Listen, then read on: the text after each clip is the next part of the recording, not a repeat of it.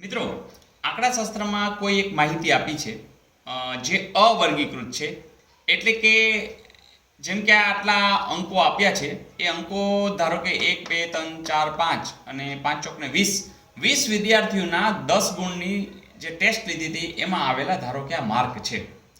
તો આ જે માહિતી છે ને એ ડાયરેક્ટ તમને સંખ્યા દ્વારા આપી દીધી છે, અસ્તવ્યસ્ત આપેલી છે, જેમાં કોઈ ક્રમ નથી, કંઈ નથી, એમને માહિતી તમે એકઠી કરેલી છે, જેને આપણે કાચી માહિતી અથવા તો રો ડેટા કહેશું.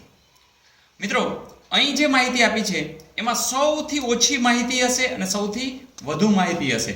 જો સૌથી ઓછો અંક કયો દેખાય છે, જેમ કે 1, અને સૌથી વધુ અંક કયો દેખાય છે તો 10, તો આમનો જે વિસ્તાર છે એ મહત્તમ અને લઘુત્તમ અવલોકનનો તફાવત એનો વિસ્તાર ગણાશે. એટલે કે 10 માંથી 1 જાય એટલે કે 9 છે એ આ માહિતીનો વિસ્તાર થશે.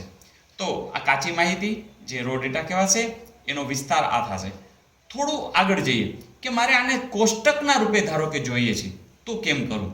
તો કોષ્ટક બનાવવા માટે આપણે એક કામ કરશું કે કોઈ એક ગુણ પકડી લઈએ. જેમ કે 1 ગુણ આવ્યા હોય એવા કેટલા વિદ્યાર્થી છે, તો ચલો જોઈ લઈએ. તો એવા એક જ વિદ્યાર્થી છે, તો આપણે કોષ્ટક તૈયાર કરશું કે જેની અંદર અહીંયા આપણે ગુણ લેશું અને અહીંયા વિદ્યાર્થીઓની સંખ્યા લેશું.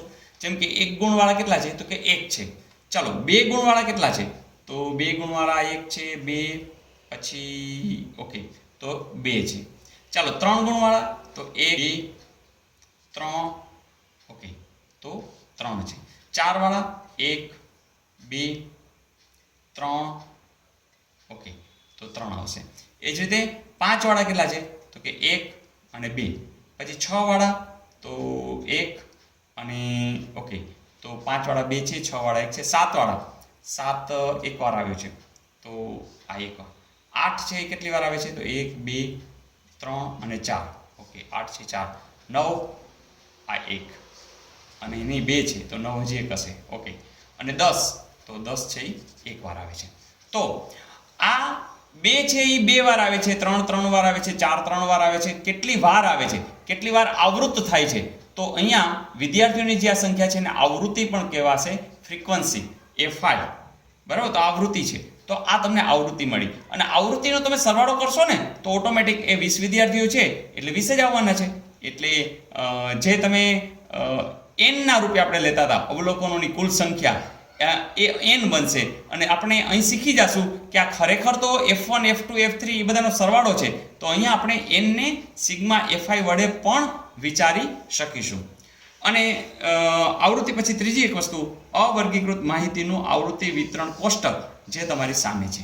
તો આ રીતે આપણે કોષ્ટક પણ મળી શકે છે.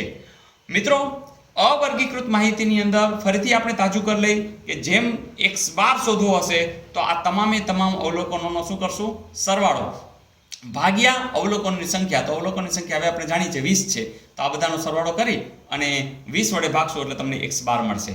મધ્યસ્થ શોધવું હશે અવર્ગીકૃત માહિતીનું તો તમે શું કરશો, તો તમને ખ્યાલ છે કે પહેલાં એને ચડતા ક્રમમાં ગોઠવશું. સૌથી પહેલાં 1 લેશો, પછી 2, એમ ગોઠવી અને છેલ્લે 10 આવતા હશે. અને પછી ખબર છે કે અહીંયા ટોટલ 20 છે, એટલે કે બેકી સંખ્યા છે, એટલે n/2 એટલે 10મું અવલોકન પ્લસ n/2 પ્લસ 1મું અવલોકન એટલે 11મું અવલોકન, બધાયના છેદમાં 2, એટલે એ રીતે એમ મેળવશું. અને z એટલે બહુલક, અને બહુલક મેળવશું એટલે વધારેમાં વધારે પ્રાપ્તાંક કયો આવે છે તમે જોઈ લેશો.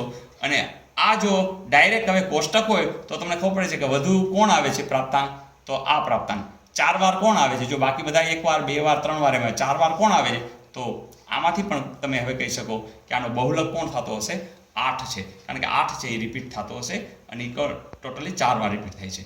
તો મિત્રો, મજા આવી?